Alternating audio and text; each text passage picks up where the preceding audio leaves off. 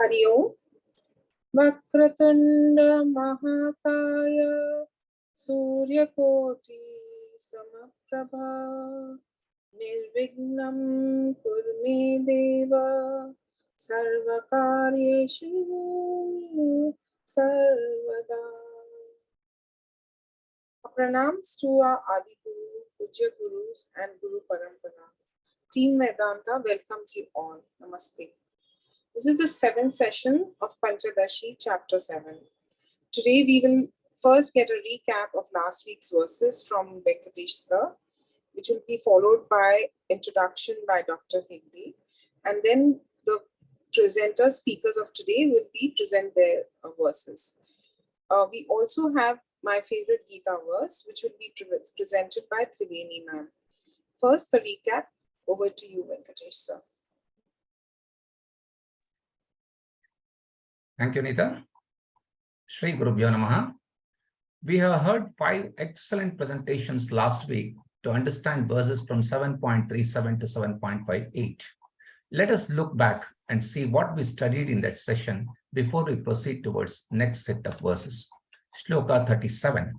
In this verse, Vidyaranya discusses the third stage, Vikshepa, as against his definition of Vikshepa as Karta, Bhokta in verse 30. Here in this verse, he says the duty and sorrows which accompany Kartrutva and Bhoktrutva, which can be termed as Samsara, is Vikshepa. He further adds the subtle and physical bodies along with Chitabhasa, which is reflected consciousness and reflecting media also, to the list of Vikshepa. Purapakshi questions this new addition of Chitabhasa. Next slide, sir. Shloka 44. Sattva Avarana says Brahman is not there. This is removed by Paroksha Jnana, attained through scriptures and Guru, that there is Brahman, Brahman Asti. Bhana Avarana says Brahman experience is not there. This Avarana goes by Aparoksha Jnana, that is, I am Brahman, Aham Brahma Asmi. Both the Avaranas go away on gaining self-knowledge, that is the benefit of 4th and 5th state of Paroksha Jnana and Aparoksha Jnana. These two come under Moksha Avasthas. This is again further emphasized in verse 45. Next slide, sir. Shloka 46. Aparoksha Jnana, that is Aham Brahmasmi, has destroyed Bhana Avarana. With this, superimposition of Jivatma goes, and the false claim of Jivatva, which was presented as a third stage before, is gone now. Once Jivatva goes, all the grief caused by Jivatva is also gone. Therefore, one can claim he is liberated. The second line of the shloka deals with the 6th stage, that is Shoka Nivritti. Just like the ropeness knowledge, as even it comes, knocks off the snakeness knowledge, which is a misconception, the jiva status of misconception gets eliminated on gaining Aparoksha Jnana because it is false. Anything false, false because it is false. By the removal of Jivatva, Kartrutva goes away. Kartrutva is samsara. So as samsara goes, shoka or sorrows go away. What remains will be the 7th stage, Ananda. Next slide, sir. Shloka 47. Once we come to the 6th stage, all samsara is eliminated and withdrawn. One gets the original nature of eternal freedom called Nitya Muktatva. In the 7th stage, Nitya Muktatva is claimed, which has been already with me. This state of mind is that of total contentment, and I have natural Ananda, which is my Swarupa. Vritti, the 7th stage, is Atma Ananda, and I don't experience it, but I claim that I am that Ananda. This Jnana Ananda will last as long as I have this knowledge. A sorrow which can displace this Atma Ananda will never come. Shloka 49. In this verse, Vidyaranya introduces 2 types of Aparoksha Jnana. One is Swaprakashatvam, the actual, factual directness. And the second one is understood directness, which will become reality only when the actual directness is understood. In the Dashamaha story, when Guru says Dashamaha Asti, it is only accepted that the 10th man is there, but not yet understood. But when Guru tells Tattvamasi, you are that, it is understood Aparokshatvam, and that is liberation or moksha. Thus, the gap between Brahman Asti and Brahman Asmi is filled by the second type of aparoksha jnana through Mahavakya Upadesha or Jivatma Paramatma Aikya Upadesha. Next slide, sir. Shloka 50. Vidyaranya continues to say that even during the fourth stage, when Brahman is defined through Avantara Vakya Shravanam, Aparoksha Gnana, the Brahman experience will be there as actual directness, but not as understood directness. Paroksha is remoteness and Aparoksha is closeness, direct, proximity, and intimate. He goes on to introduce two types of Aparokshatvam, first of which is Swabhavika Parokshatvam as natural proximity to Brahman due to its Swabhava. Vidyaranya uses the word Vishaya Swaprakashatvam for this. This gets converted into second type called Gnata Aparokshatvam or Avadata Aparokshatvam when the Brahman experience which is already there is understood and becomes recognized proximity of directness. We call it Aparoksha Gnanam only after the second stage is achieved. Shloka 51. In this verse, Purvapakshi is treating Paroksha Gnana as misconception or Brahmaha, which will be convincingly refuted and established by Vidyaranya that it is knowledge only in verses 52 to 56. Next slide, sir. Shloka 57. Here, he wants to compare the two types of knowledge, Aparoksha and Paroksha, in both the cases of the 10th man and Brahman. The knowledge of 10th man, which is Paroksha Gnana and indirect knowledge of the 10th man, even though he happens to be directly available by himself, is considered as a valid knowledge or Avibhrantam. We don't look at it as misconception or Brahmaha. If valid indirect knowledge is possible with regard to the 10th man, then it is possible with regard to Brahman also.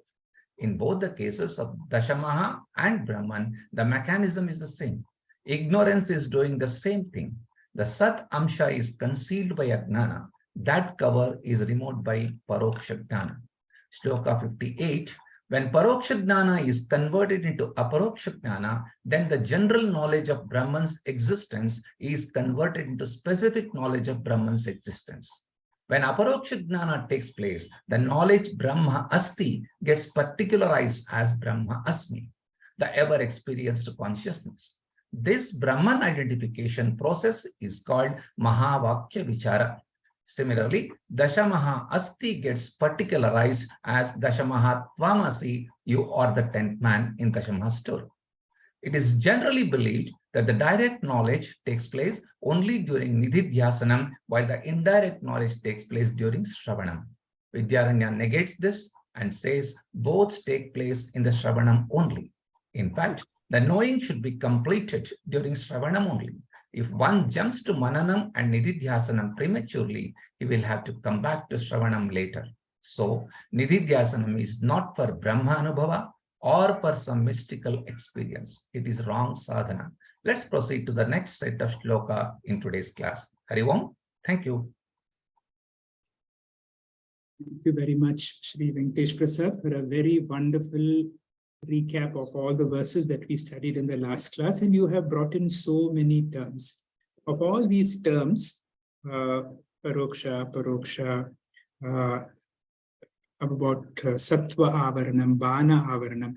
One of the most difficult points to understand is what is this natural Aparokshatvam or natural directness and recognized directness, and what is the importance? And I request you to please elaborate on that.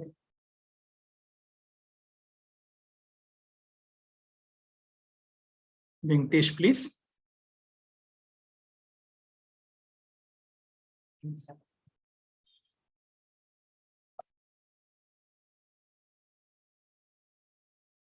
All right. Anybody else would like to answer this question? See, this is, you can use the Dashama example to answer this question. Anybody in this satsang can answer this question. Now, among all the points that he raised, the very important point that we had is there is something called natural directness. See, the 10th man was always the 10th man. But then when he recognized through the Guru's help that he was the 10th man, then came Vritti, then came Ananda, then came Purnatva. I think Venkatesh has left, but I would request anybody. No, sir, I'm here. I'm here. Okay. Venkatesh, can you clarify this thing? What do you understand by what is this natural or direct aparokshatvam and recognized aparokshatvam? And why is this recognized aparokshatvam so important? So this is in the shloka 49. Vidyaranya introduces these two types of aparoksha jnana. Here what happens is the Brahman is always in me. That is the factual directness. It is always there. Whether I know it or not, it is there. But when I realize, when I experience that Brahman experience, that becomes understood directness. That is understood directness, what is already there in me. This is the same case in the Dashamaha story also. In Dashamaha story, 10th man is always there, but the people will not know whether he is there or not. They have not experienced this. When Guru says Dashamaha Asti, they will accept it. It is a directness, a factual directness. Once they say Tattvamasi, you are that 10th man, then they will realize that I am that 10th man. In same way, I am the Brahma Asmi. So that is the understood directness. That is the difference between factual directness and understood directness. This is what I understand, sir. Is it the same story what you told in aeroplane when we go and he doesn't know Guru is sitting next to him and he says, I'm meeting him in Rishikesh, I'm going for that course. Then he says, I am the Guru. So that is the introduction, or is that the story? Correct. Very much so. Very that much. you are told for paroksha and aparoksha, no? That giving example for that. But when it is understood directness, it seems to have become aparoksha at that point. It still come under paroksha. See, Rekha, the thing is, aparoksha is always there in paroksha also. This is the two types in aparoksha. Yes, When there is paroksha, when Guru says it is Brahma Asti or the 10th man is there, aparoksha is also there. But I have not realized that. Once I realize that, it becomes aparoksha. Introduction. That's true. These are all words of introduction. Good. Shall we proceed? Sada Shiva Samarambham Shankaracharya Madhyamam Asmadacharya Paryantam Vande Guru Paramparam.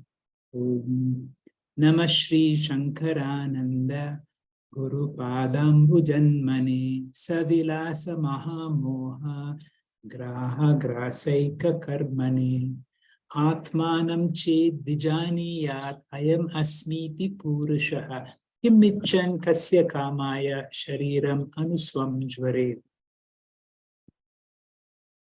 Venkatesh did a good recap and we learned so many terms. One of the important terms is what is Paroksha Jnanam and what is Aparoksha Jnanam. Paroksha Jnanam is indirect knowledge. Aparoksha Jnanam, when you are able to see it directly. Paroksha Jnanam comes to us from the Avantara Vakyas of the Upanishads, whereas the Aparoksha Jnanam comes to us from the Mahavakyas. Whenever there is the Avantara Vakyas, which says Brahman exists, Satyam Jnanam Anantam Brahma, that verse from the Upanishads remove the Sattva Avarana. That means until those words came, the existence, that means Brahman as Sat, was not known to me. I will request Rajeshwari to please mute. All right. Now, Sattva, when you hear these words like Satyam, Jnanam, Anantam, Brahma, they will remove that covering that was there from the existence of Brahman. Now I know Brahman is there as Sat. But when the teacher reveals to you that I'm conscious, and that consciousness in you, and the teacher helps you to recognize that which is making you alive, that is Brahman, then the Bana Avarana gets removed. Let me tell you about one or two unusual paradoxes of human life. The first one is very well illustrated, which we knew in the Yaksha Prashna, when Yudhishthira was asked a series of questions. And Yaksha asks him this question, what is the greatest paradox in the world? And he gives a brilliant answer. Every one of us see people dying, but somehow we have an illusion that death happens to someone somewhere And I and my family are immune to that. Of course, Yaksha was very pleased with that answer. There is another very great paradox that all of us go through. And the paradox is this. All of us want to know the truth. We want to know the truth. But the problem is, whenever we want to know the truth, we are not ready to receive the truth. I see this in my medical practice very often. Sometimes it is just that a child has a squint. A child that was normal suddenly is looking a little abnormal. The parents or the mother notice something wrong with the eye of the child, but otherwise the child seems to be okay. But when the squint is persisting for some time, they go to an eye doctor, and from an eye doctor to another doctor. And finally, when they do a brain scan, they find that there is something abnormal in the brain. And they begin to start Googling and see that there is, as per the report, it is something serious. Now the family is alerted to know what it is, and they finally decide to meet a doctor or a neurosurgeon. And whenever I see families coming with large number of people, one small child who's happily running around, parents looking very serious, and grandparents, uncles, the room is full of people. They already have some information that something is wrong. Apparently the child is fine. And a trained doctor, the moment you look at the scan, something like this, you know there is a very serious problem, which is extremely difficult to treat with very little treatment options. Now you know you have bad news. And the family, especially the mother, is looking into your eyes directly and says, "Doctor, what does this mean to us? What is it?" And if you have been in the medical practice for some time, we know that the family is not ready for the truth. We cannot break the truth as it is. We have to develop our own techniques where you have to present the truth, but in a manner that there is still some hope, there is still some confidence. But if you break the truth as it is, my own experiences, they will collect the scans from you and go for another opinion, because this is the paradox of human life. We want to know the truth, but we are not ready for the truth. We see it in our daily life whenever we do something very good, whenever we do even a presentation like this, and then you ask somebody, you look around for feedback. Are we genuinely looking for a feedback, or you want words of appreciation? You will see that, sometimes if there is some critical words, the moment somebody criticizes you, immediately you become very defensive and say, this person is not able to understand me. Now, this is the paradox. And because of this problem, teachers, whenever they have to give the truth, they always have to give it in an indirect method. And one indirect method that we see in our Shastras is by means of a story. You have to give a very bitter medicine. So what do? You give it in the form of a capsule.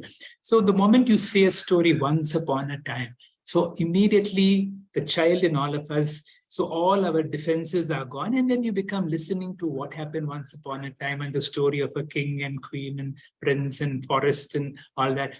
And then slowly you introduce the truth. There was a fashionable upper end shop in one of the developed countries, probably in France. And an Indian who was walking and doing some window shopping saw a board saying truth shop. He was intrigued. He says, truth? And they have in this country truth for sale. So he enters it, it becomes bold and enters. And the sales lady comes into it and asks him, and he asks her, do you have truth for sale? She says, yes, yes, sir. But what percentage are you looking for? Is it 40, 60, 80%? This man says, madam, if you have truth, I want 100% truth. So she said, very well, sir. And she takes him into the store. The moment he sees the price tag, he starts walking towards the door. What does it mean? Truth is there. Are we ready to pay the price for it? That is what Vritti Deepa is all about. By the end of our study of Vritti, we will be exposed to the greatest of truth. But there is a certain price to pay. The price to pay is to give up many things that we normally enjoy and put that required effort. Because if you don't make that effort, because something so pricey, something so valuable, there is a certain price to pay. And if you're not willing to pay that price, as I said, when the truth is presented, there is a certain rejection. This is the paradox. We know when it came to the 10th man story, the teacher knew that all of the 10 was there. He could have directly told the leader that you are the 10th man, but then he will never believe you. That is why he had to make a certain technique of counting all the people. And you see, you verified 9 people are there. Now he says you are the 10th man. When Kunti had to break the news to Karna that he was her son, even when she told him that you are my son, he is not able to believe. So therefore, just telling the truth, that Tvam Asi, makes no difference. That is what we are doing in our class today. In our class today, we are coming to the transition from Brahman Asti to Brahman Asmi. Now, we have reached that phase. And in this phase is the phase where the teacher is going to reveal the truth. But the teacher cannot reveal the truth directly. The truth has to do a certain technique. It is called a certain prakriya. And the prakriya that we are going to start today from verses 61 onwards will be a form of what is called a Mahavakya Vichara. As Bhagavan Ramana says, Naham Deham. And to get to Soham, you have to do Oham. You have to do Vichara. So the whole class today, from verses 61 up to about 90, will be all about Vichara. What Vichara? It is going to be Mahavakya Vichara until we are able to realize what is called Aparokshanubhuti, to be able to have that direct understanding that I am. That is what we are really looking for. Brahma Anubhava. We experience all the time. All we need is words of introduction by somebody, that experiencer in you, because of which we are conscious of everything. We need to know that that is what we are really looking for. The ever-evident awareness, which we say aham, aham, aham. That we need words of introduction as none other than Atma or Brahman. This is what is called Aparokshanubhuti or Aparoksha Brahma Jnanam. Now, Aparoksha Jnana of Brahman is not a new experience. It is not a new, it is a new knowledge. It is the ever-evident you that we always took for granted as, an aspect of my body. But now we know that aspect is not something ordinary. That aspect is my limitlessness, and my body mind, which I experience, which I identify as the real me, that is not as great as, or that is what is limiting me. Now this is conveyed by the word Tatir Tvam Asi. So from this class onwards, we are in the journey of Aparokshanubhuti. I will not keep this for discussion. We will have the first presentation by Dr. Kiran. And after that, I will open up for discussion where you can ask any questions to me or Dr. Kiran. Meanwhile, Dr. Kiran, please. Namaste. Hari Om. Gurubhyo Namaha. We are reaching the climax of the 10th story. Here, let us learn the words. Dashamaha ka iti prashne. Tvameva eti nirakrate. Gana itva tvena saha. Tvameva dashamam smaret. Dashamahaka, who is this 10th man? He is always worried, the person who is searching. Thus questioned, he says, the master says, Tvameva iti. That means you are the 10th man, and in fact, you alone are the 10th man. There is nobody else who is 10th man. And once having known this, he understands or recognizes. This is a very, very important verse. And so let us learn. Why you should look for the 10th man? When you are looking for a 10th man, you are looking for some experience. Okay, this man is like this man is like this. When in fact, you are the 10th man. You are the experiencer. That means, in fact, I will say you are the experiencing, the chit. And this is looking inside, is otherwise called in philosophical language as metanoesis. Let us understand what this is. Next slide, please.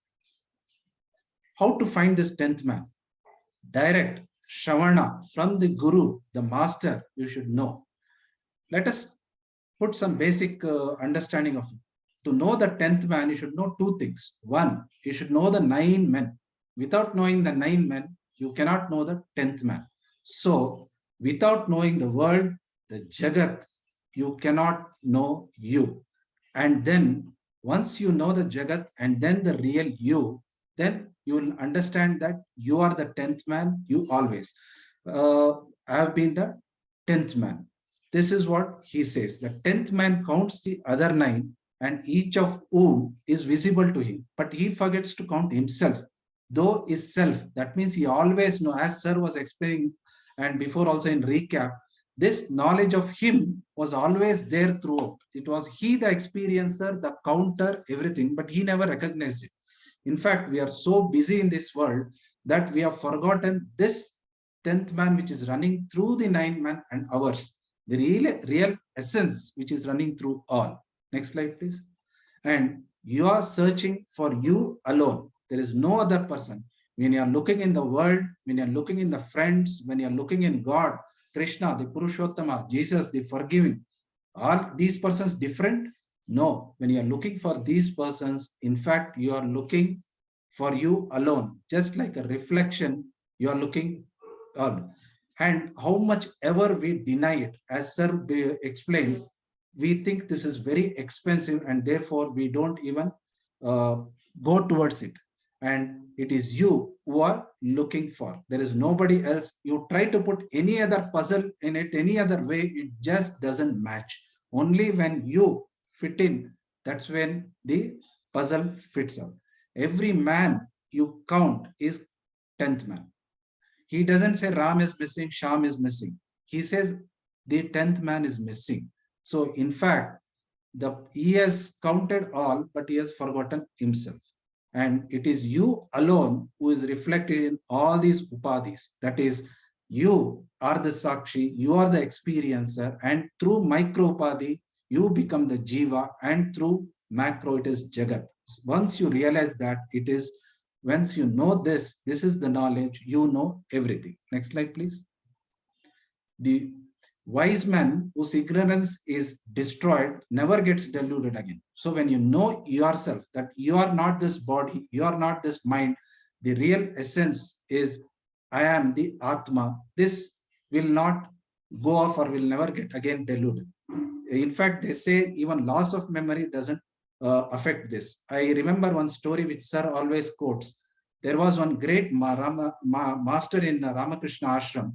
He was very good in all the terms and Sanskrit and other things. Later on, he becomes old and he loses his memory and he's in that old age kind of home. And one of the students come asking for a doubt. He asks a particular terminology and says, I want to know. The master thinks, very deeply and says, I have forgotten this, but when I knew it, it did its purpose. So that is what, just because he has forgotten that term, doesn't mean he has lost his enlightenment or his selfhood. And once we realize, that is the beauty of this knowledge, once we realize this, we will never forget it. Next slide. So it is, who am I? You are the person you are searching for. This is what is the direct knowledge or Swarupa Jnana, which is what is being explained and try to explain. And how do we know that? There is a misunderstanding of Ramana Maharshi's term that, look for or search for who am I. It is not just because sitting and meditating or ritualistic chanting of who am I, we are going to understand. So how do I look for? Next slide, please. Swadeva Vedti Vyakhyana Brahmasatvam Parokshataha. That means having grasped this, ascertained indirectly. So when somebody has told Tattvamasi, you have got what is called as Paroksha Jnana or indirect or Pratyaksha Jnana. And once having analyzed it, and then you realize it, that you are that. And how do we do that? We do it through what is called as Mahavakya study. Here, the Upanishads are not only the tools, it is the means of the knowledge also. It is the pramana. Through we understand through the Guru this knowledge. So previously, in the previous verse, that is the 10th man, Dashamaha, we understood Brahman as the ever-knower or the Sakshi. And here, we'll know it as the ever-present, ever-knowing, whether we know it or not, as the Aprameya, ever the knowledge. Next slide, please. And next slide, yeah. And contemplation of this Mahavakya, that is Aham Brahman Asmi, this is what is called as real meditation. Merely by chanting, we are not going to get it. First, by studying under an able guru, and then contemplating on this, we are going to next till 94th verse, we are going to contemplate on. And then he understands, he identifies Brahman as not an object, but as the ever evident consciousness, that is me. This is aparoksha jnana. Just like a person who is, riding cycle, learning to ride cycle, once he knows he has learned it, there is no flash or halo around it. You don't see cycle around it, but he knows he has learned it. He doesn't need any certificate for that, how to ride a cycle. This is how the Paravidya or Brahma Jnana, this is the beauty of it. Once you get it, you don't need any certificate, and all doubts will just disappear, and you will be in that ever awareness, the knower. And as the term is taught, you are the knowing, you are the knower, and you are the not knowing also. This is the beauty of the this knowledge. Thank you very much. Thank you very much, Kiran, for a nice explanation of these two verses. I would like to focus on this particular slide where you said then just by contemplating on this Mahavakya, Aham Brahmasmi, just go on repeating that. Is that going to be of any use? What is your answer to that, Kiran? No, sir, just by mere chanting of it or reflecting it. So as we can know it by two ways, what we are going to learn in the Mahavakya thing. One is by knowing internally, that is Panchakosha Viveka. When I say Aham Brahmasmi, am I meaning this body? Obviously not, because from my childhood to now, already this body has undergone many changes and degeneration. So there is something in me which is not changing. So by understanding that under a guru, we will learn it. And another way is knowing at the world. That is, it is known as Varuna Vidya, or it is understood, we learn it in Taittiriya Vision. By looking at the world, is Annam Brahma, or is like that, we contemplate on it only by understanding and knowledge. We are going to get this, and not by chanting. Thank you very much. See, Swamiji says, if you want to chant, you chant Om Namah Shivaya, Shri Krishna, Shri Ram, Jai Ram. Those are useful for chanting and for some form of meditation. But there is no point chanting Mayeva Sakalam Jatam without really understanding. These Mahavakyas are not for chanting, but they are for contemplation. That means we have to live that experience. Supposing the teacher conveys Mayeva Sakalam Jatam. What does it mean? Do I experience how because of me the world exists, because of me the world is sustained, because of me or into me the whole world resolves? Can I have this understanding? This is aparoksha, aparokshanubhuti. Any other questions for Dr. Kiran? I have two questions. So when we are explaining about the truth, like people are not ready to receive the truth, I was thinking like that the example was half truth. So like when there's not every truth is a bitter truth. There could be truths that one welcomes and would want to know. It is okay. Kiran, you want to answer? Yeah, both the ways it can be there. The truth always will be bitter to start with, because we are so attached to this body-mind complex, and we have to give up. So whatever story we learn, ultimately, once we realize that as the 10th man, in fact, there's a continuation of the 10th man, like the persons who didn't understand that, they will see that reflection and they will see that person has drowned. Then they will put that, they will do Shraddha, and then they will say, okay, we have done our job. And then he says, you are dead. Now you celebrate. That is what the monk says. Similarly, all examples, some may be, beautiful, but most of it, because in a way, we are going to give up this body-mind identification, which will be a little difficult, but not always it need by. If you are ready for it and if you are prepared, it will be the, what we call aha moment and aha manna moment. So always it need not be sad. Sir, you want to add? Dr. Vasumati, see, you suddenly declare to yourself or anybody, Tat Tvam Asi. Now tell me, that statement has come, but has it made that any difference? See, the truth has been given, but has the truth been accepted? To be able to accept something so great as you inherit the whole universe. See, even this truth is not easy to digest, not easy to accept. So when somebody tells you Tattvamasi, you know what is the first reaction? Maybe you, not me. I mean, I'm not able to digest that. So that is why we need satsanga. We need to be together. And slowly, the teacher has a method, you know, and this happens without you knowing only. That is why I give a lot of importance to these classes, these satsanga classes. Just be together, you know, share your anyontat prabodhana, mutually share your doubts. And I do not know when this understanding will happen. So one more question, sir. Yes, please. Sir, Dr. Kiran was mentioning you should know the world before you know yourself. What does that actually mean, sir? Kiran, please. Yeah. Basically, it is like, in a simple words, it is like Tattva Bodha. Of course, it is very difficult to reflect upon Atma Jnana. Not everybody, or not, in fact, most of us will not be thinking.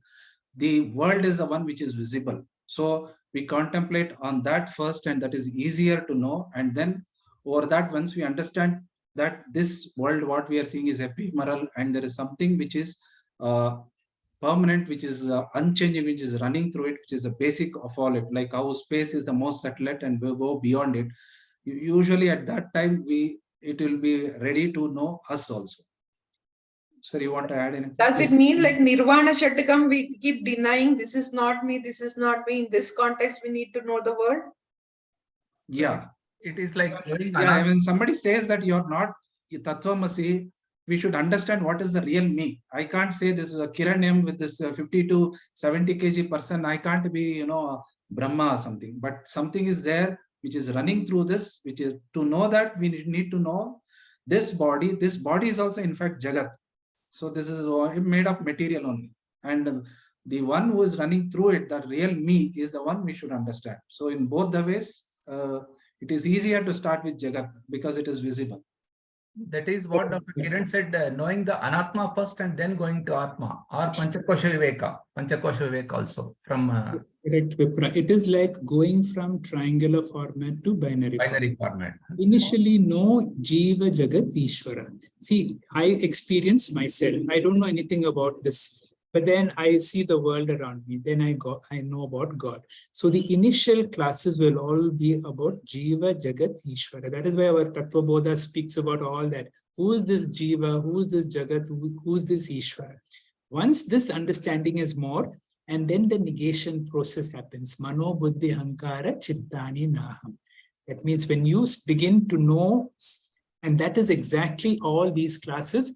And Vasumati, shall we proceed? I think Dr. Komal will have answers in his presentation for these. Komal, are you there? Yes, sir. Please proceed. Om Shri Gurubhyo Namaha. So, as sir was just mentioning, so the pursuit, spiritual pursuit we are into is exploration into Jiva, Jagat, Ishvara. And what are the other three in our syllabus? The subjects in our syllabus: Jiva, Jagat, Ishvara, Bandha, Moksha, and Sadhana. So these are the 6 subjects to say for our exploration into our own selves. So to come out of this triangular format, we have something called Bandha, and the liberation out of it is Moksha, and the way how we do that is Sadhana. So in the 7 stages of Dashamaha, we saw the Bandha is the first 3, that is ignorance of the 10th man, that is Ajnana, then comes Avritti, Avarana, then Vikshepa. So these are a sort of little easier part to understand. That's those 3 forms about the Bandha. Then comes the Moksha and Sadhana. Moksha is explained in the 4th and 5th stage, which we are studying for some time now. That is Paroksha Jnana and Aparoksha Jnana. The next verses, what we see in this chapter is about Paroksha Jnana and Aparoksha Jnana. It's very subtle difference, but a very clear difference which we have here. So Paroksha Jnana are expressed, the statements made in Upanishads, which are called as Avantara Vakyas. They are the roadmaps to get Paroksha Jnana. On the contrary, on the other side, we have Mahavakyas, we will directly take us to the Aparoksha Jnana. Again, we should know that these are like guidebooks. Paroksha Jnana particularly is like a guidebook. One father brought a guidebook to his son who was studying for his examination and said, "Son, you go through this book. It's like you can take it from me that you are 50% pass." The intelligent son says, "Daddy, can you do me one favor? Get me one more similar book so that I will be 100% sure of getting through my examination." So it is as foolish as that if we keep on going through Paroksha Jnana again and again. There is an element of self-inquiry which will be required, which is stressed when we say Mahavakyas. What happens in Mahavakya? The teacher will say that you are that, directly pointing to you. It's not about B becoming C, it is about A, you. Okay, so those will be given in Mahavakyas. So the knowledge of truth, Brahma Jnana, is given by two types of statements in Upanishads. Avantara Vakya, Mahavakya. Avantara Vakya are secondary sentences which indicate the nature of truth, either directly, like existence, consciousness, infinitude is the truth, Satyam, Jnanam, Anantatvam is the truth, like that. Or indirectly, there from which all beings are born, that is the truth, like that. Such statements lead to indirect knowledge, Paroksha Jnana, the self or truth.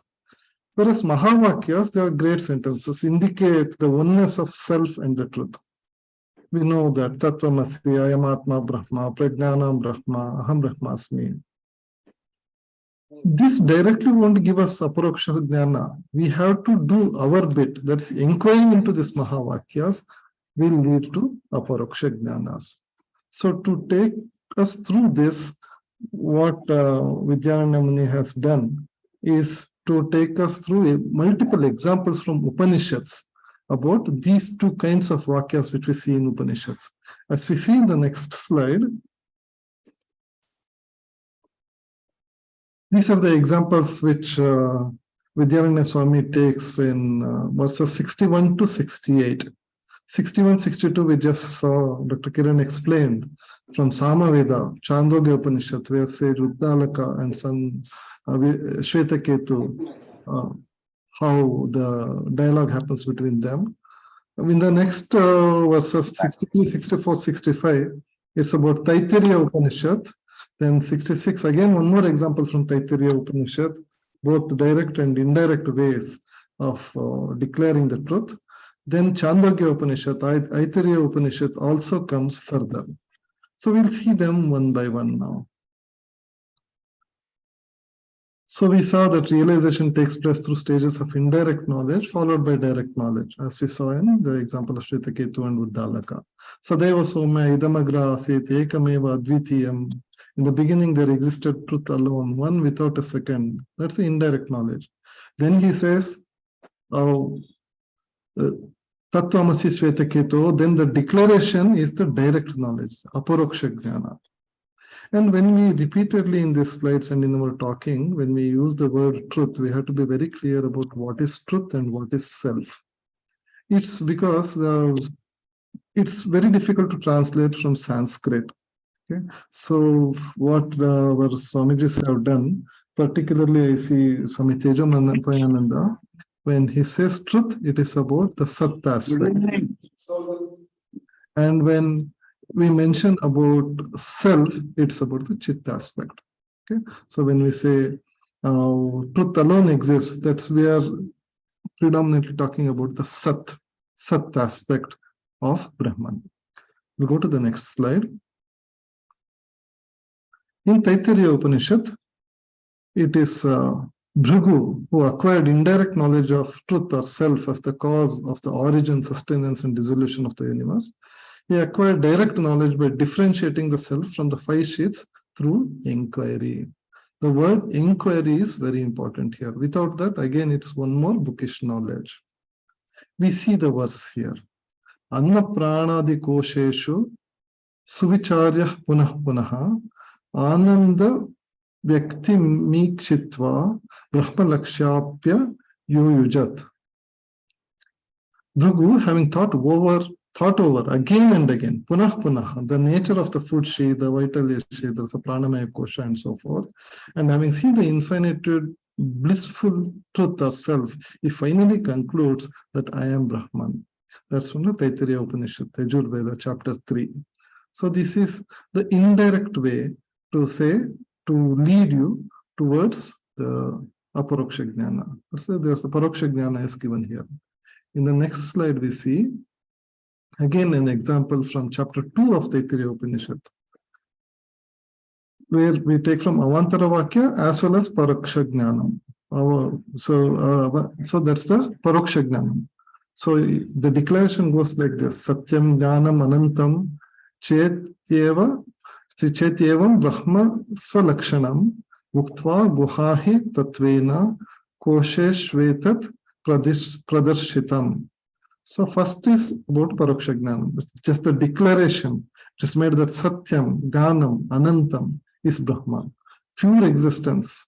Satyam, see, this is very important to note here, that Satyam, Jnanam, Anantam, because of our lack of vocabulary, we can take in us or in the Brahman side, because once you reach Brahman, there is no vocabulary, there is nothing. So then how do you talk about Brahman? You can only talk about certain lakshanas of Brahman.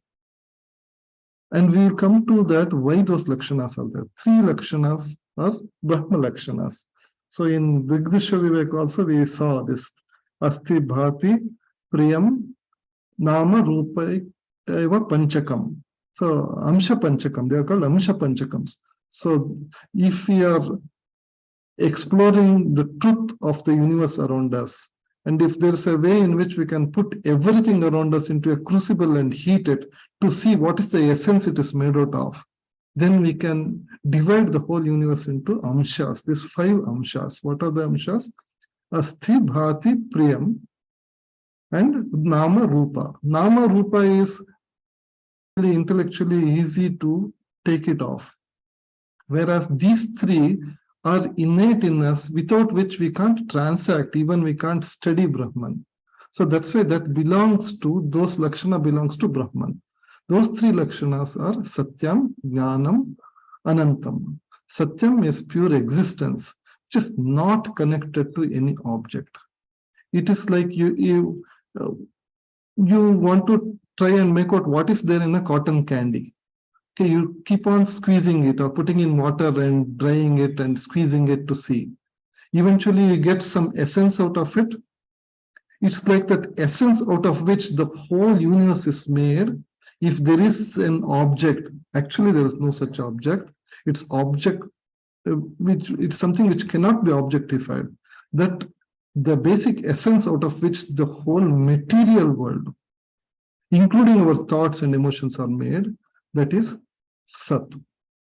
Similarly, the pure consciousness, the awareness, which is not connected to any thought, is Jnanam, that cognition. Suppose that cognition is not attached to your mind, not attached to my mind, not attached to anybody's mind. It's just wandering there, and it occupies this whole universe. It's aware. It cognizes, it recognizes the entire, that Sat Vastu which is there everywhere. Its extent is infinitude. That aspect is called Chit. Then what is this Priya? What is this Anantatvam? What is this limitlessness? We will go to the next slide. We see, in the next slide, we see, like, you do a thought experiment. Try bifurcating a fire into its constituents. Can we bifurcate the fire into two parts or 3 parts, like how we can bifurcate Brahman mentally for our ease? We divide it into Satyam, Jnanam, Anantam. We can't. For suppose you make that fire has two aspects. We can imagine that fire has that light aspect, that yellowness, and it also has that aspect of heating, ushnatvam. So suppose there's a way to differentiate and divide these two and call ushnatvam different and that the light as different. Because of your senses, you divide this into two, but actually it can't be two at all. So what binds these two together inseparably?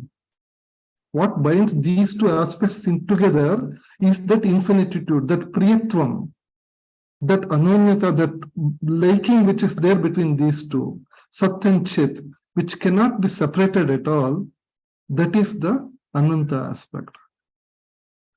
I will give you a simpler example. Just 2 days ago, we saw this Chandrayaan. So similarly, you imagine, do a thought experiment or fantasy. 100 years from now, there are people who are staying in sun, like Suryayaan. So there is some powder which makes you safe and you go there and there are generations living there. So this girl who is second generation born in the Surya dynasty, so she makes friends with an earthling and this boy visits her after many years of waiting. So they start talking to each other. Hi, how are you? How was your day? This boy asks from the earth. That girl who was always in the sun, she says, day? What's a day?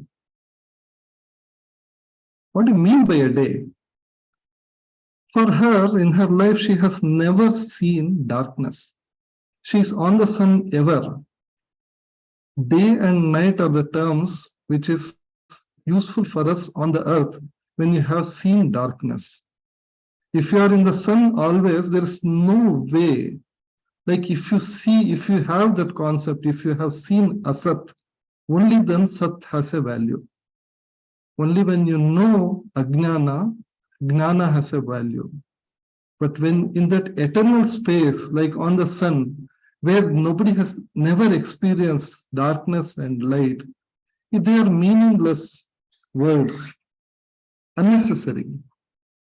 Like that example of Ananta Padmanabha temple which I showed, because we can't grasp the entire idol, entire Vishnu lying down there. We need 3 doors to see part by part, Satyam, Jnanam, Anantam, like that. Once we get inside, the idol vanishes. It's not there. These 3 doors vanishes. They're not there. So these are the 2 meanings of Satyam, Jnanam, Anantam, which are part of these 3 Brahma Lakshanam, which is Asti, Bhati, Priyam. And we saw what are the coverings for this. What is that? It's like that sheet which they put between this sweets, where so that those two don't get together. That sheets are this avarana, the veiling, one towards the Sat side, one towards the Chit side. Those are the Bhana avarana as well as Sat avarana. Once we take that out, Sat and Chit will be happily be together. There are no 3 items there. That's when that aporoksha jnana comes over. It's taken a long time. Thank you, sir. That's it. Okay. Thank you, Komal. I think we have exceeded 15 minutes and therefore we will not have time for discussion. Although whatever you discussed was very relevant, very pertinent, trying to tell us from the last example what is Sat Chit and Ananta, what is Sat Avarna and Bhana Avarna. Another thing that Komal was struggling to explain was, what do you mean by pure existence? Existence in the absence of an object. Now I know a computer exists, but can you imagine existence in the absence of an object?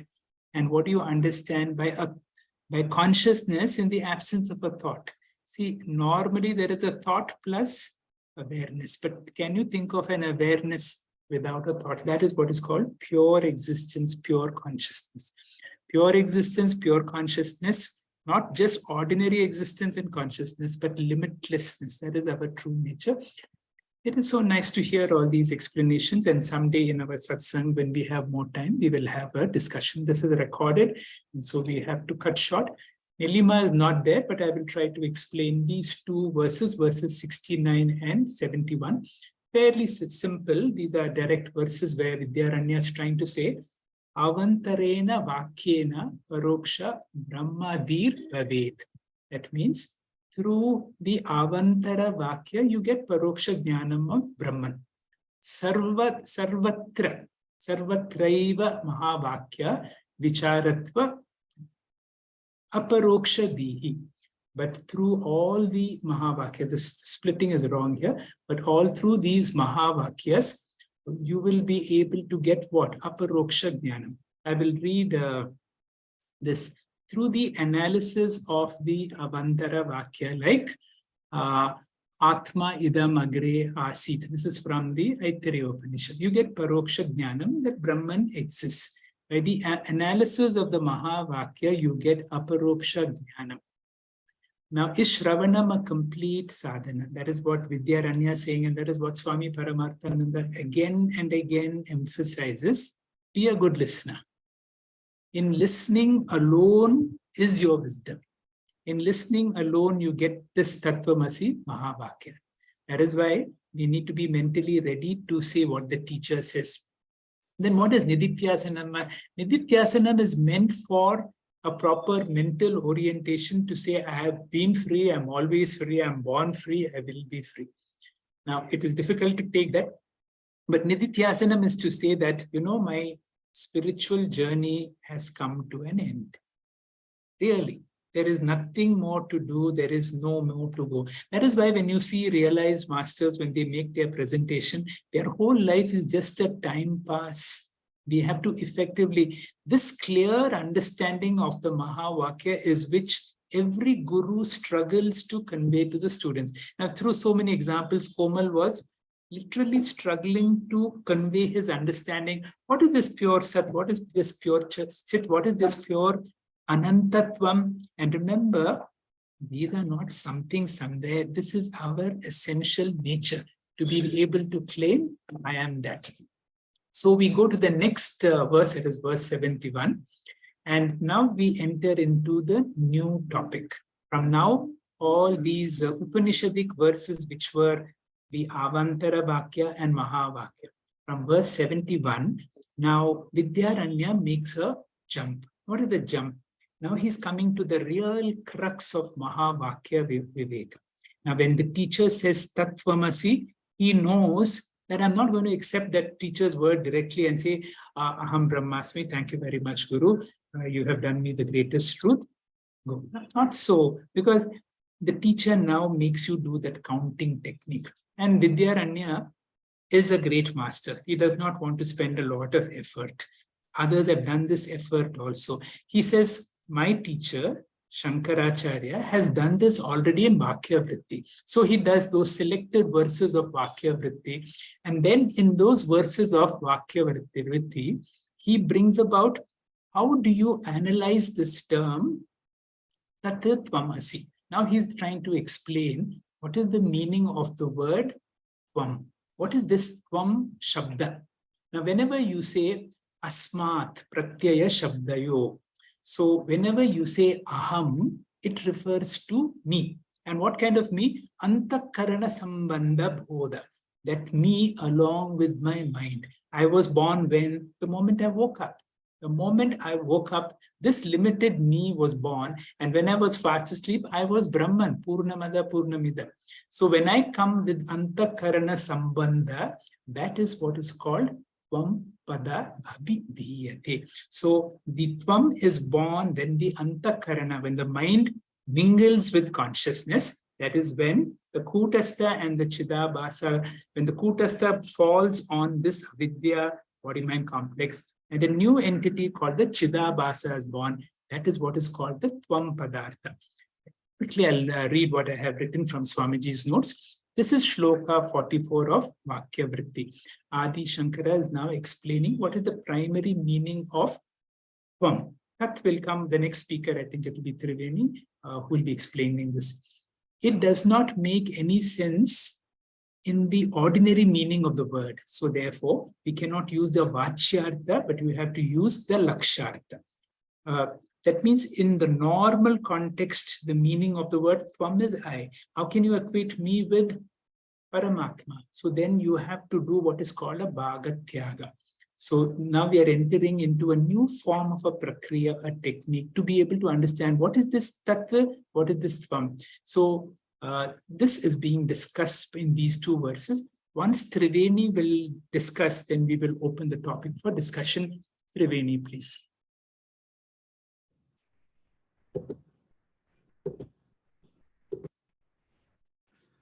Om Shri Gurubhyo Namaha.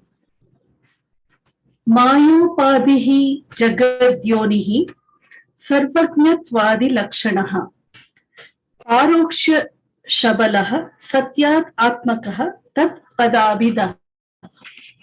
Consciousness conditioned by Maya as the cause for the universe, characterized as is all-knowing, etc., known indirectly, whose nature is existence, is indicated by the word tat, that.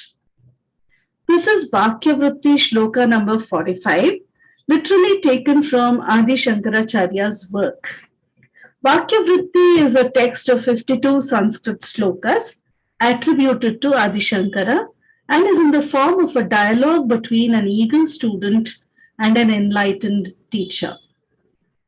The primary or direct meaning of tat in the Mahavakya is Paramatma, or the consciousness associated with Maya, the macro medium. It has superior virtues and it is the material cause of Srishti. It is also characterized by omniscience, omnipotence, etc., which indicates the Upadana Karana. Jivatma has the Karya status. That Paramatma is considered to be remote or far away beyond the reach of sense organs. That is, whenever people refer to Paramatma, they look up. This is what Swamiji says, which means that Paramatma is beyond the clouds. These are all Tatastha Lakshana of Paramatma. Swarupa Lakshana of Paramatma is Satyam, Gnanam, Anantam, Brahma, and it is the superior consciousness. Tat means that. That means Ishvara, the god of creation, who wields Maya as his instrument of action through the Sattva Guna of Maya, the Shuddha Sattva Pradhana of Prakriti. By this, Brahman reflected through the pure Sattva of Prakriti becomes the creation, the sustenance and the dissolution of the universe in himself. God becomes the creator, destroyer, preserver, and everything connected with the world by his transcendence on the one hand and his immanence in the world on the other hand. As God is not exhausted in this world, he is transcendent. He is also immanent. He is omniscient. Sarvajnatvadi Lakshanaha. Sarvajnatvadi means omniscience, omnipotence, and omnipresence. God is all-pervading, so we call him omnipresent. He is all-knowing, so we call him omniscient. He is all-powerful, so we call him omnipotent. This is what we get from the Mahavakya. How can the creator be equated to a creature? Therefore, what should we do is what Swamiji asks, and then we go to the next verse. Pratyak parokshata ekasya Satvitiyatva purnata virudhyete yatah tasmat lakshana sampravartate. Immediate, direct, dual, complete, because these qualities in one thing are contradictory. The implied meaning must be employed. We should always apply the primary meaning in the interpretation because it is primary. Always value is there for the primary meaning only. Only when the primary meaning does not give a meaningful sense, we should refer to the secondary meaning. In case the sentence is invalid, when we apply the primary meaning, we can come down to the secondary meaning for the Vedavakya to become a pramana. Therefore, Adi Shankaracharya says in Vakya Vritti 46 that we find a contradiction in the meanings when we take the primary meanings of Tat and Tvam. There are two types of contradictions we see. The first one, Jivatma is Pratyak, which means it is I, the inner self, obtaining in the body. Therefore, Tvam refers to something which is inside. But the word Tat, that Paramatma, refers to something which is far away. How can the close by object and remote object be one and the same? Jivatma is close by and Paramatma is far away. There will be no resistance. When we say both of them are one and the same, there is resistance. In Mahavakya, there is a contradiction. Therefore, Eka, one and the same entity, cannot be both inside and outside. This is contradiction 1. The Jivatma is always in plural number. There are infinite Jivatmas. They are innumerable, plants, animals, devas, etc. Each one should be Apurna only naturally. Each Jivatma is located in each body. Therefore, Jivatma is Apurna, while Paramatma is Purna. One is Apurna and another is Purna when we take the general primary meanings before the study of Vedanta. These are the meanings by the ordinary person before he studies Vedanta. Now, Vasishtadvaitans take Jivatma as Anu. Most of the people claim Jivatma is finite and Paramatma is Purna. How can Purnatva and Apurnatva be one and the same? The second contradiction is one is finite while the other is infinite. These opposite ideas contradict each other. Since such contradictions are there, and since the intellect is unable to swallow the idea, how can I claim I am Ishvara? When there is a powerful resistance, we have to apply some lubricating oil, which is called Lakshana Vritti in this case. Therefore, we have to take the secondary meanings of Tat and Tvam.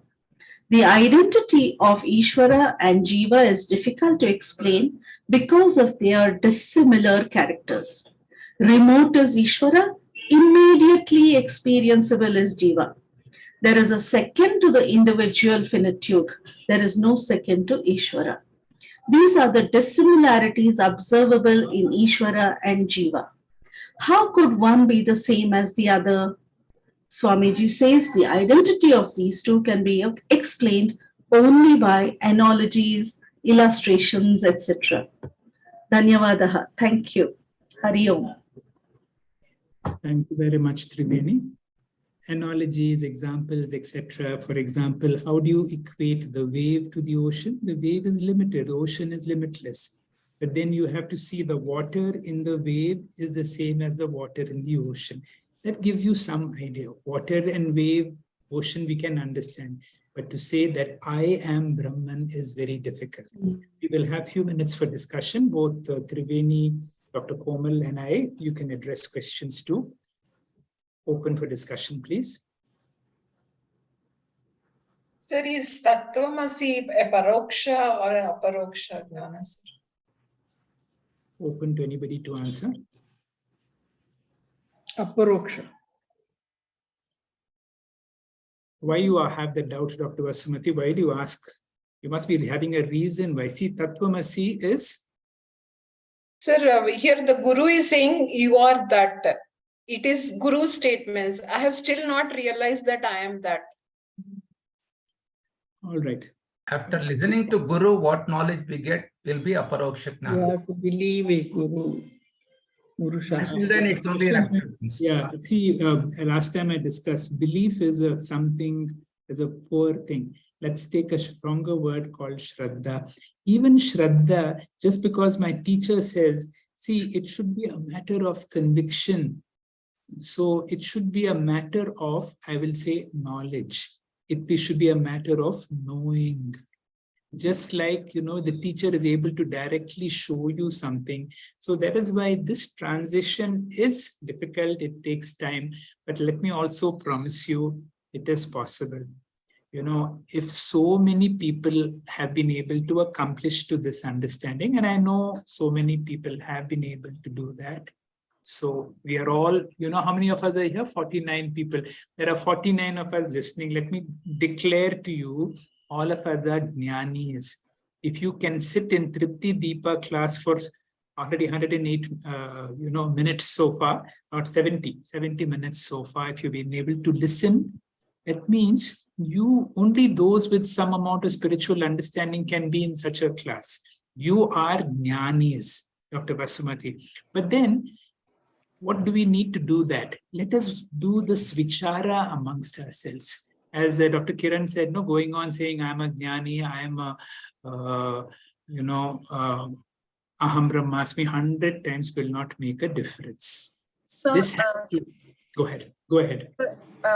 Just getting ahead of the thing that when Vasumati is asking that, when the teacher's telling and, but I don't think, this is one of the obstacles actually in our learning. And just like we believe our eyes and our ears so much, I mean, do we say believe every time we see? The same way we have to have total confidence that what the Guru and the Shastra is telling us is 100% right. Once we overcome this barrier that we believe it completely, I mean, I'm sure by this time, so many things they have said, so much, it feels that everything that they're saying is right. So hence, therefore, this obstacle will not be there. When your teacher is telling you, you are that, you will believe it. And so the second thing, this tat and tvam, this bhava tyaga lakshana, that lakshana thing is, when I say that example, I just quickly wanted to give it so that everybody understands. When I say I am buying a mango, we understand that we are buying the full mango, the mango with the seed and everything. But when I say I want to eat the mango, I actually, without even telling, everybody knows that I will not eat the seed of the mango. I remove the mango, the seed part of it. And, the one who's giving me also knows that, the seed part is not going to be eaten. So we have taken out part of it and using only part of the mango. Same way when we're saying tat, that means I mean that, we are removing the Ishwara's, the higher, superior attributes. And tuam, when the teacher is telling tuam, you, this Jivatma, we are removing these attributes of the body and the mind. And we are saying, so that superior attribute we are removing and this inferior attribute we are removing. And we're saying that Ishwara and you, this Jivatma, are same. Because without these attributes, you all are both the same. Having the same, it's the same one thing. Sir, here I'm drawing a line between knowing and being, sir. Yes, I know. I have 100% Shraddha in what my Guru says. I know that. I can write a theoretical answer and say, tick all the boxes there. And I believe also this, that is the truth. But being that, there is always a gap. Neeta has answered your question. See, right now, up till verse 90, let us do this Bhaga Tyaga Lakshana and try to, teach ourselves and teach others what is this Mahavakya Vichara. This goes to verse 90. After verse 90, our teacher starts the topic of Nidityasanam from 90 to 140. That is the most important part, or that is also an important part, where he will discuss why this knowledge is not a Dhrida Jnanam, why it is not firm, where are the obstacles, how can I remove those obstacles? So that is still a little more time for, Vasumati. Vritti Deepa has a lot of promise for us. And whatever questions you're raising, I'm sure Vidyaranya has done a PhD analysis to answer all these questions. From verses 90 to 140 will be the answer to your question. So let us now. And I congratulate Neeta to so nicely she has given the answer today. It was so convincing. Thank you, Neeta. Sir, this knowing and being. Knowing is a Shraddha. And being comes only after you experience that knowing, that known thing. That is again aparoksha. When Tattvamasi, somebody said, it is just accepting. But only when you experience that, you will become being. That is, I claim that I am Brahma. All right. See, in this chapter itself, in Vritti Deepa, someday here you will have a lot of discussion on what is called the Bhamati Mata. Bhamati is a work done by a great Vachaspati Mishra. A great Vachaspati Mishra who has written a commentary on Shankaracharya's Brahma Sutra Bhashyam. And he says, see, just getting this knowledge is of no use. You will have to experience it through, you will have to do Nidityasanam on this. And through the power of Nidityasanam, after a long time, you will be able to get it. That is what, if I can infer what Venkatesh Prasad said. So that is what Bhamati. But Sureshwaracharya, Adi Shankara, and Vidyaranya Swami, or Swami Paramarthananda, says this much: knowing is being. There is no distinction whatsoever. Once you know, see, knowing is once you get to know, that is the end of your whole spiritual sadhana. Then what happens? I'm left with a mind that is the monkey mind. I have left with and then we'll say, is this enlightenment? I'll leave this for discussion. Anybody else wants to talk about this? So it is said that once you know that the rope is not a snake, you don't have to wait for the snake to slither away. As direct as that. As direct as that. It is like, I know.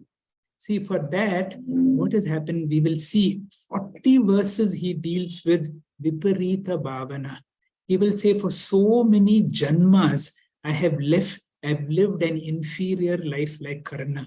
And suddenly you're telling me you're a prince, you're the son of the sun. It's difficult to,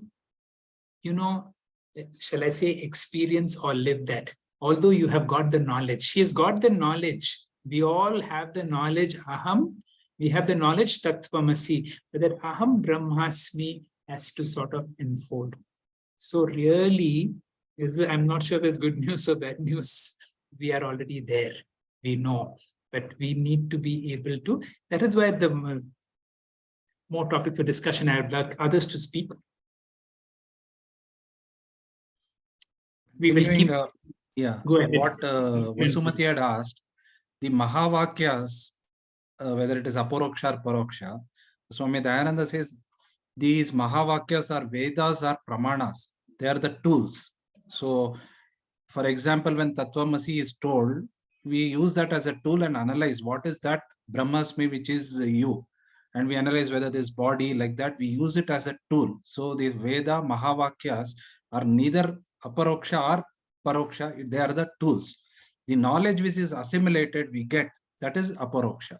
Like for example, when we learn cycle, the knowledge we get is Aparoksha. It is, you don't have to tell anybody or that is knowledge.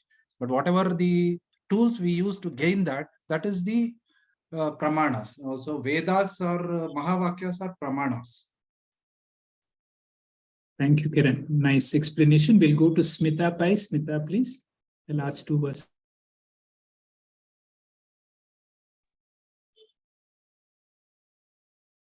Shri Gurubhyo Namaha. Hari Om. From Shloka 70th up to Shloka 96. Is your camera off? Yes, Doctor. Oh, I'll switch it on. After listening to everyone, I just did not. Okay. Shri Gurubhyo Namaha. Hari Om. From Shloka 70th up to Shloka 96 Shloka, Swami Vidyaranya does Mahavakya Vichara, closely following the teachings of Vakya Vritti of Adi Shankaracharya to show that the Mahavakya Vichara will give Aparoksha Jnana. In this shloka, that is 74, Adi Shankaracharya shows the Lakshana to be applied is Bhagatyaga Lakshana. And the Vakya Vritti applied here is the shloka number Vakya Vritti shloka 48. Tattvamasyadi Vakyeshu Lakshana Bhaga Lakshana Soyamityadi Vakyastha Padayoriva Napara. In this shloka, Swami Vidyaranya says, we cannot take the primary meaning of the two words in Tattvamasi because if you take primary meaning, it will not be logically acceptable with one having superior attributes and the other having inferior attributes. In this shloka, we take a part of primary meaning while giving up the other part. This is called Bhagatyaga Lakshana. He gives an example of Soyam Devadattaha. That young Devadattaha is this old Devadattaha. Here, the body and the bodily attributes should not be taken into consideration. That is, Devadatta minus the young and the old bodies. Here we refer to the person alone. That is, a Vritti is retained and the body is segregated. This is called Bhagatyaga Lakshana, and Bhagatyaga Lakshana is a secondary meaning. The primary meaning of Jivatma is Shariratraya and Chaitanya, and Paramatma is Chaitanya and Prapanchatraya. Through Bhagatyaga Lakshana, the Chaitanya part of the primary meaning is retained, while Shariratraya and Prapanchatraya are rejected. Chaitanya, which is found in both, are taken into consideration. Only at Chaitanya level, Aikya is possible. Both at Shariratraya and Prapanchatraya, Aikya is not possible. Even at Chidabhasa level, Aikya is not possible. Wherever Aikya is not possible, we reject, and whatever supports Aikyam, we retain. In Brihadaranyaka Upanishad, by using the phrase Neti twice, it means one Neti negates the Shariratraya and another negates the Prapanchatraya, because both are Mithya and they obstruct Aikya. Now, verse 75 establishes a relationship of the words Tat and Tvam. Verse 76 further elaborates on essential oneness between Jivatma and Paramatma. Verses 77 and 78 explains what happens. The implied meaning of the Mahavakya is realized. Verse 79 explains the principle Vedanta expressed through previous verses is reaffirmed in this shloka. Now coming to the verse 80th. Astam Shastra Traya Siddhanto Yuktya Vakyat Parokshadihi Swargadi Vakyavat Enaiva Dashame Vyabhicharataha. Swami Vidyaranya establishes that Mahavakya Vichara is capable of giving aparoksha jnana of Atma. He established this with the help of Vakya Vritti shlokas of Adi Shankaracharya. Then the Purva Paksha raises a question that no sentence or Vakya can give direct knowledge of any object. When we make a logical analysis, we come to know that Mahavakya Vichara can give paroksha jnana. This is Purva Paksha argument. Their view is Shravana gives paroksha jnana and meditation gives aparoksha jnana. He gives the example of Svarga. In the Veda Purva Bhaga, we get the description of Svarga. Nachitiketa tells about the description of Svarga. When we hear the description of the knowledge of Svarga, it is indirect knowledge. In the same way, Mahavakya relates to Vedanta. A Vedic sentence, even in Vedanta can give only indirect knowledge, exactly Vedic sentence describing Svarga. Swami Vidyaranya says, it is not so. It is because there is an exception to the rule, as we find in the Dashame, that is a 10th man story.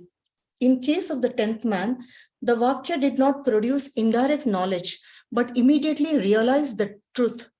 It is an exception to the rule. One of the exceptions is called Vyabhichara. Once the exception comes, the rule is gone. The Mahavakya also can fall within the exception. Because when we say that mountain has smoke, there is fire, it is right conclusion. Because the mountain has fire, there should be smoke.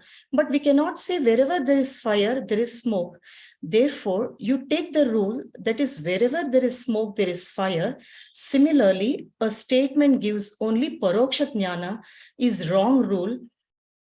And the exception is Dashame, the 10th man story. It's a deviation from the rule. Thank you, Doctor. Thank you very much, Smita, for explaining these two verses. The first verse was about the importance of Bhagatyaga Lakshana, and that is the only way that we will be able to get. That is the way of Mahavakya Vichara. Then there was a Purva Pakshi. The Purva Pakshi comes again and again in Tripti Deepa to have a clarity of our understanding. And then you see the importance of the Dashama example, and how the Dashama example is able to clarify these questions. For want of time, I'm not going to have a discussion. We will come to the favorite Gita verse. Triveni, please.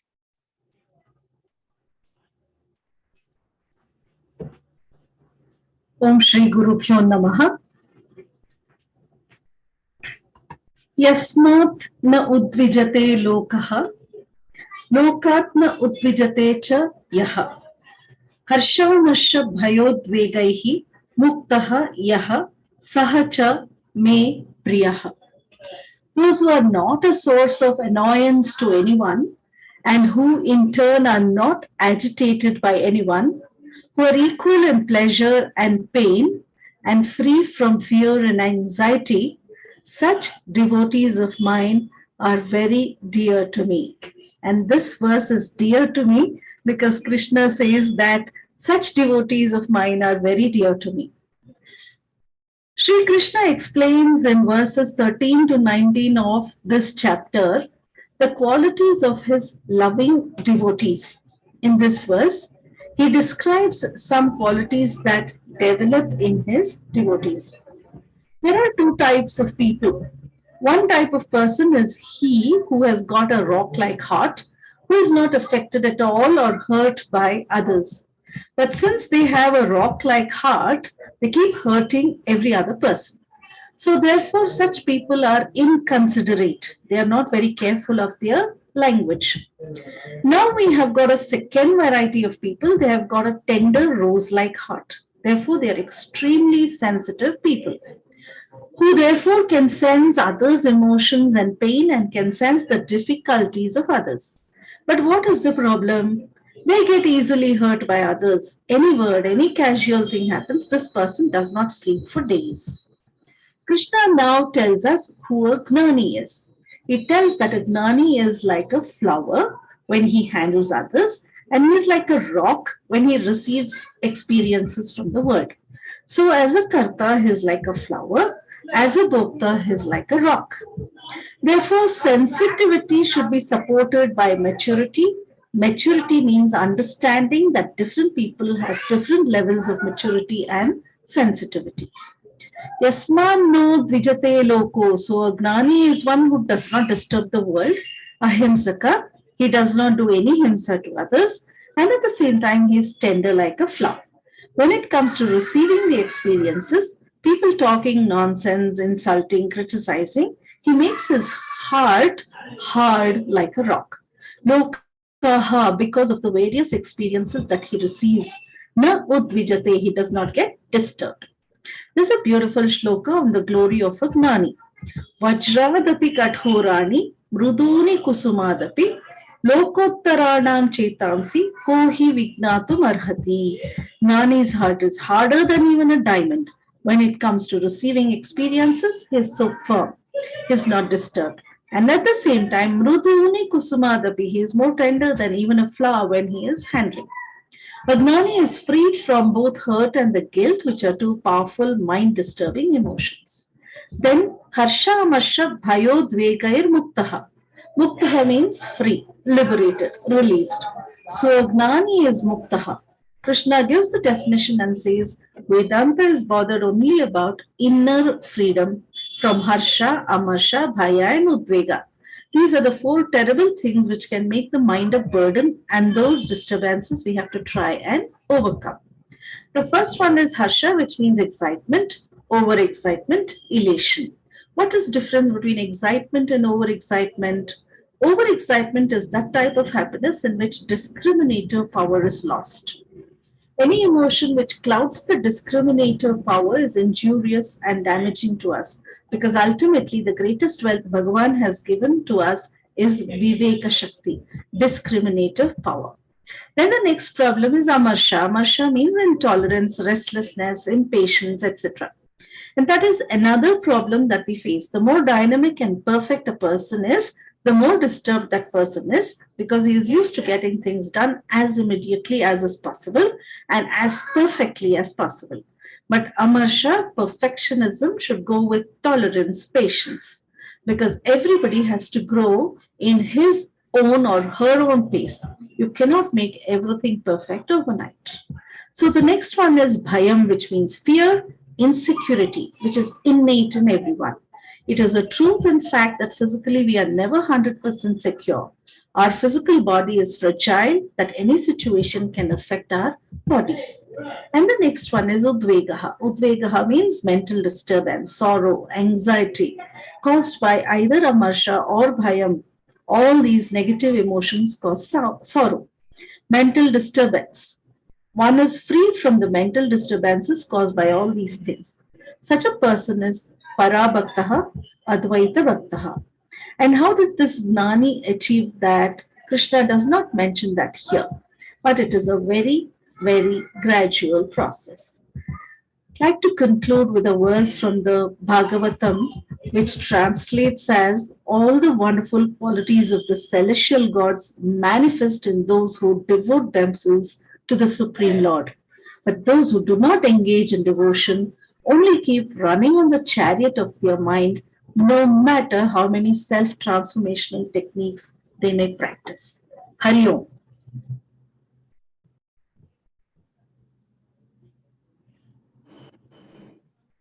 Thank you, Triveni, for sharing your favorite Bhagavad Gita verse. Thank you, Dr. Hegde, and to all the speakers for giving us the verses on a platter.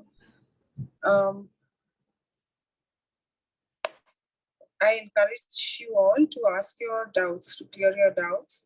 Although many times, we've seen the next set of verses actually clear up many of the questions that come to our mind. Vidyaranya was a great master. Our salutations to him. Our recording will be for the same verses on Saturday, this coming Saturday, as 22nd July at 6 p.m. This particular satsang will be premiered on Friday, this Friday, 21st July. So, Om Purnamada Purnamidam Purnat Purnamudachyate Purnasya Purnamadaya Purnamevavashishyate. Om Shanti Shanti Shanti Hari Om Shri Gurubhyo Namaha Hari Om.